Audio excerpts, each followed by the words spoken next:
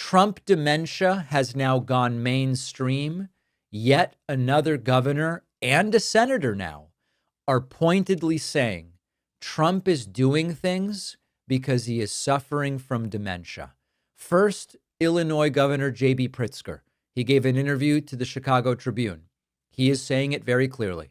He clearly is in the I don't care anymore. I'm going to say what I really think phase. He said, quote, "This is a man who's suffering dementia. This is a man who has something stuck in his head. He can't get it out of his head. He doesn't read. He doesn't know anything that's up to date. It's just something in the recesses of his brain that is effectuating to have him call out these cities. And then unfortunately, he has the power of the military, the power of the federal government to do his bidding, and that's what he is doing." What JB Pritzker is arguing here is that, like some who suffer from dementia, Trump has become irrationally and singularly fixated on cities and deploying troops there, and that it is dementia that explains why Trump is just sending troops everywhere, no matter what courts say, no matter what judges say, even when states object and mayors, governors, or both say, we don't want it. Now, according to the Tribune, troops from Texas are already assembling at a base in Illinois. 300 Illinois National Guard members ordered to serve at least 60 days.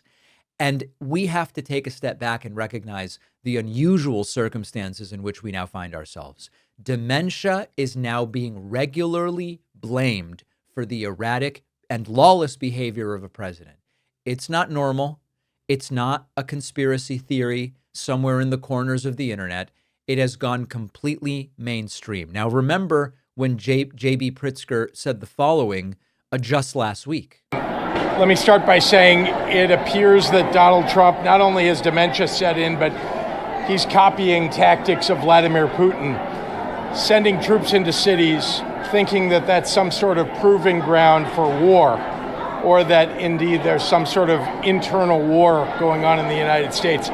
So Pritzker has been clear. He believes dementia is to blame here. Of course, California Governor Gavin Newsom recently dropped a dementia bomb on Donald Trump, publicly saying this guy's in cognitive decline and tweeting out that people with dementia will often repeat the same false things over and over and over again.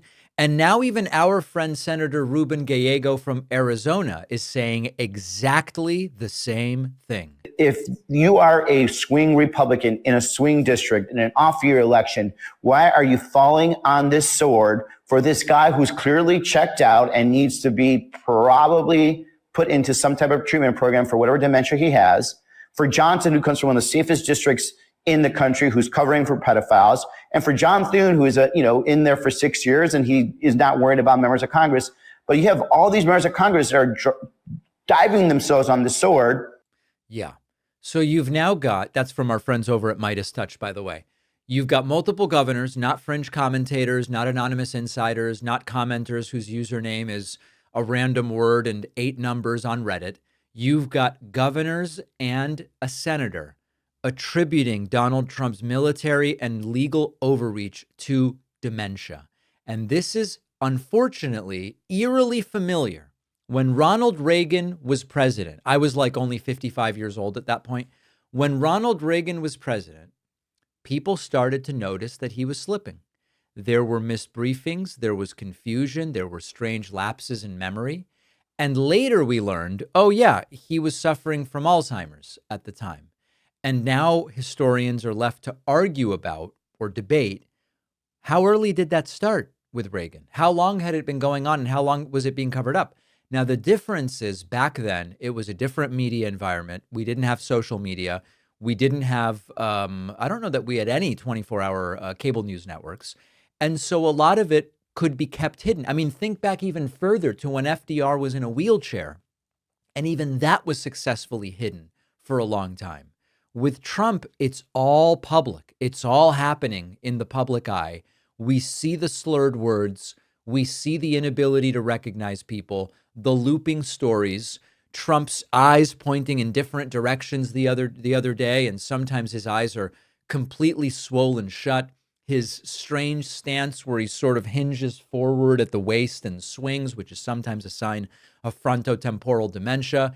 Reagan's decline was pretty successfully covered up, at least as far as the public-facing side of it. Trump's decline is being live streamed. And what's terrifying is that the people around Trump must know that something is wrong.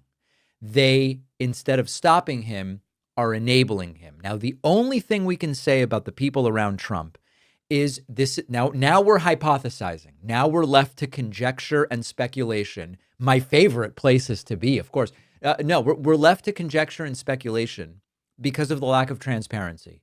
Over the last month and a half, really a month actually, we have had two very long unexplained absences from the public eye for Donald Trump. Periods of days. In one case, I think it was 4 days. In one case, it was closer to 6. Something Trump rarely did during his first term. Never, I would even say.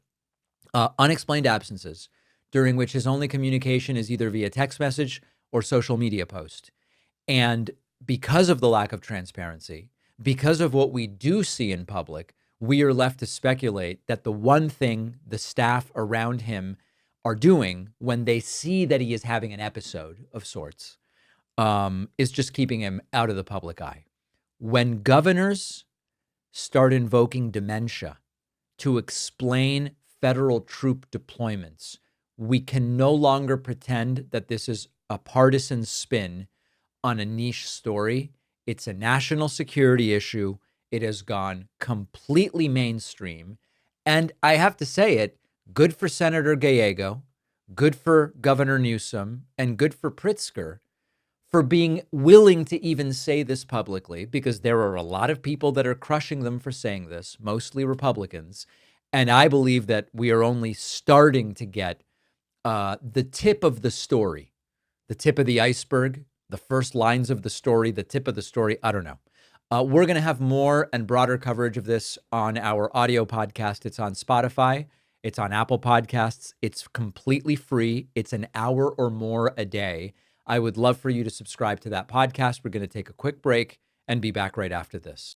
If you deal with PDFs a lot, you know that they can be a huge pain. Contracts, ebooks, research papers, and forms, editing them in Adobe Acrobat just isn't efficient. It's complicated. It can be expensive. And this is why millions of people are switching to UPDF. This is the next generation AI-powered PDF editor. One lifetime plan covers every device, Windows, Mac, iPhone, iPad, Android. You can work anywhere seamlessly. With UPDF, editing PDF files feels just like a word processor. Change text, images, fonts, layouts right inside the PDFs. Conversion is flawless. Send the PDF to Word, Excel, PowerPoint without wrecking the formatting. If you're scanning something, UPDF Smart OCR makes it instantly searchable and editable in over 38 languages. And where UPDF really leaves Adobe Acrobat behind is the built-in AI. You can summarize, translate, create mind maps, chat with the documents, all powered by GPT-5. And all of this is part of the lifetime plan that costs less than 2 months of Acrobat. Simple, affordable, and smarter. Try UPDF for free at davidpakman.com/UPDF. The link is in the description.